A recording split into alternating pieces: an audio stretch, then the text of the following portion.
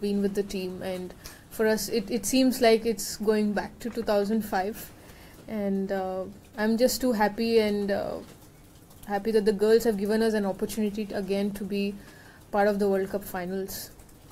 And this knock of Harman, it won you the game, but in the context of Indian cricket, 9 p.m. prime time television, everybody watching, this kind of breaks new barriers, isn't it? Yes, because it's important when the matches are televised to, showcase a very good brand of cricket, because people now started following women's cricket. So it's important that we play the best cricket as women cricketers and put forward to the viewers to see and watch, and continue to support women's cricket. That's how we attract more people to come and watch women's games. You have seen Harman from her start 2009 World Cup when she played that innings against Australia. 8 years. How would you define her? Because she has a lion's heart. How do you define her? Well, I think the transformation definitely has come after she playing the WBBL, because that exposure has given her and Smriti a lot of knowledge of interacting with the other players, because as I mentioned in the last press meet that against Australia, it was they who were like giving us a lot of inputs about the players. So if there are more players who are part of these leagues where they exchange ideas and follow the routines of other players and being part of the meetings, then it will only help to improve the standard of women's cricket, as well as it's very beneficial for youngsters and people and players from the Indian team. Is that the greatest knock you've ever seen? Sorry? Is that the greatest knock you've ever seen from HARMANPREET? Well, as a India player, definitely yes, because obviously we have even been part of watching Atabar to play that 178. But again, it's good to see someone playing from the Indian team, and especially at this stage, because it was important for us to come out with something like this kind of a performance to qualify for the finals, because it isn't easy to beat Australia. And it was an exceptional performance, and even in spite of putting up a total, at one point it seemed like they were catching up, but I guess the bowlers have also done very well, especially the fast bowlers who've given us that initial breakthroughs. Yesterday you said everything would need to go right for you to put your best foot forward. Did everything go right for you today?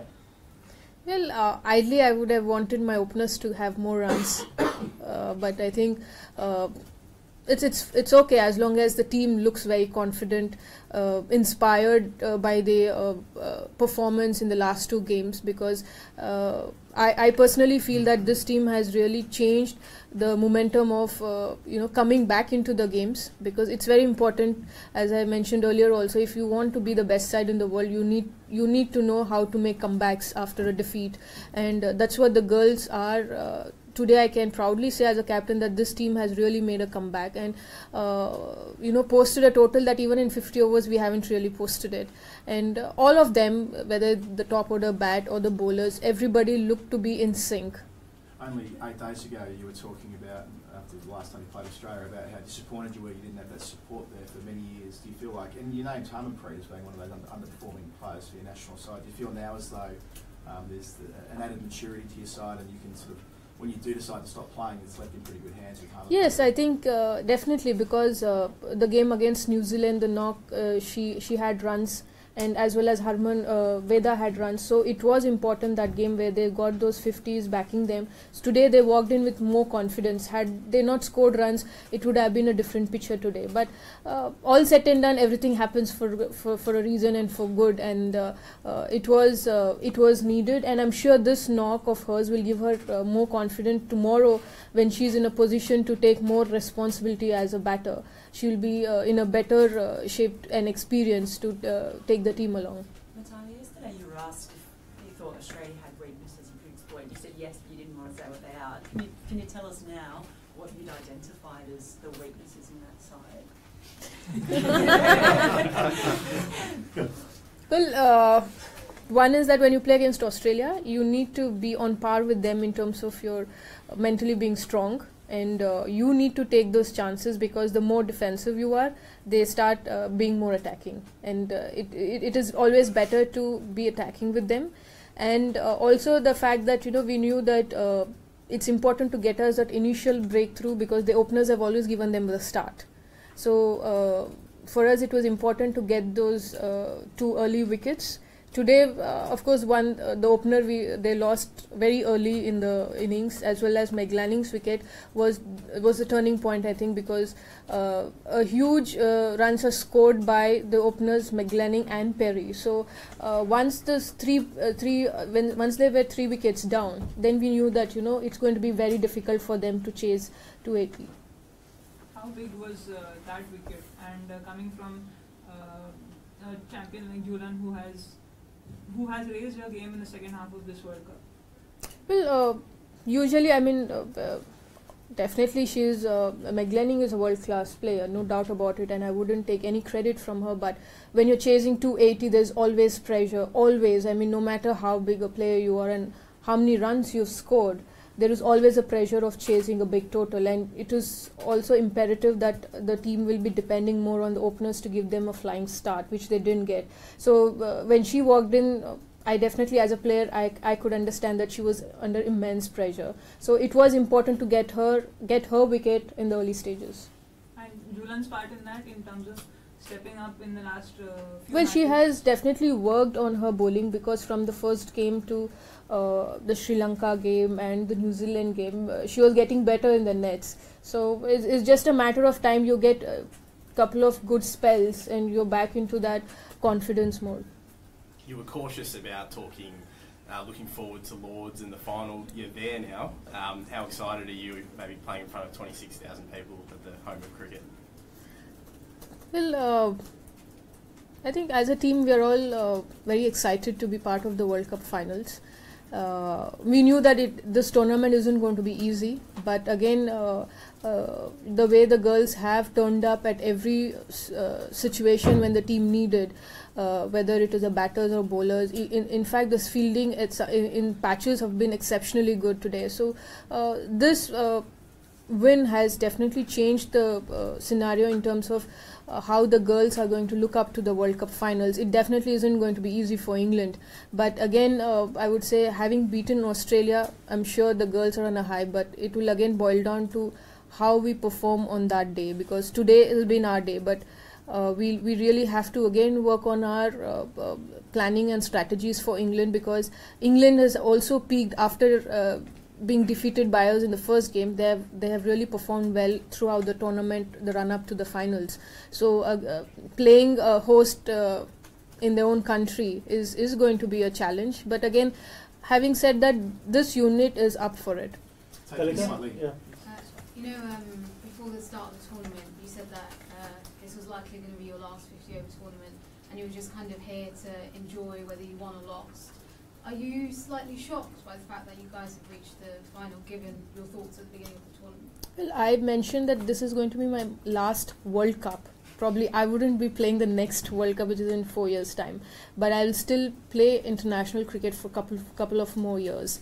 And yes, being my last World Cup, obviously I as a captain and as a player, I would want to, enjoy being in the World Cup. And this World Cup is completely different to the other editions, because it has really given scope for the players to increase their profile, as well as promote women's cricket on a larger scale, because all the matches were televised and broadcasted, and also an opportunity for the Indian team to make it big in India, because now women's cricket is a sport that girls can take up. So having said that, it was important for me to perform, but as well as see to it that the girls don't get burdened with the pressure of playing the World Cup. And I guess so far the girls have enjoyed challenges, enjoyed being there, and I'm sure they've enjoyed every victory, and even the defeats have taught us a lot to come back into the tournament. Last 3 questions, please.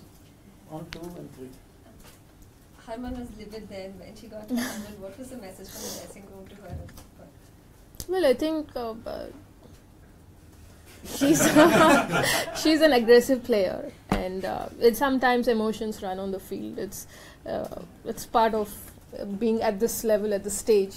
And I'm sure she's not a young cricketer who hasn't realized. She realized and she went back to speak to Deepti. It was important for a senior player like her to reach up to Deepti, because again Deepti is someone who's a youngster and she's also a bowler, so it was important to have a good frame of mind when she's bowling. So I'm sure she sorted it out on the field itself, so we didn't really have to say much, but yeah. Mithali, just picking up on something you said before, during the tournament your Twitter followings have gone crazy, like 10, 20-fold followership, and just thinking about that in terms of what that platform on Sunday provides at Lords in front of a massive TV audience, do you really think that this is the turning point for women's cricket in India? And if you can get over the line against England at Lords on Sunday, do you think that this could be, talk about the potential of women's cricket in your country if you can pull this off? Well, if we pull it off, it's a big thing back in India. It's as I mentioned earlier before coming into the tournament, it's going to be kind of a revolution for women's cricket in India, because everybody has always emphasized that we need to win ICC tournament. We need to have one cup of the ICC tournament. So this is the stage and this is the platform. Now that the team has done well till the run up till the finals, and everybody are glued to the television, I'm sure, on Sunday. And if we can just pull it off, nothing like it, because I probably wouldn't have a word to describe it. And it definitely will help the future of women's cricket. All the women cricketers back in India, whoever think of making it as a career, will always be thankful to this bunch of players for giving them that platform. Just touching on that slightly, Lords is obviously the home of cricket in this country. It's an iconic ground. What's it going to be like to play there in front of a sellout crowd? Well, I'm sure it's going to be a different experience to what I've faced in 2005. Back in 2005, it wasn't as big a base that it is now. It's a huge. I think in 2005, hardly anybody knew that India has qualified for the finals, because they were all too involved with men's cricket, and nobody really paid attention to the Indian women's team which reached the finals. And the match wasn't televised as well, so we couldn't really garner that much viewers at that point of time. But now, it will be a big achievement for the girls if they pull it off. And I personally feel the girls need to enjoy being in an atmosphere like that. And each one of them will be the lucky one to be part of the finals, to play at Lords, because every cricketer dreams of playing at Lords because of the history.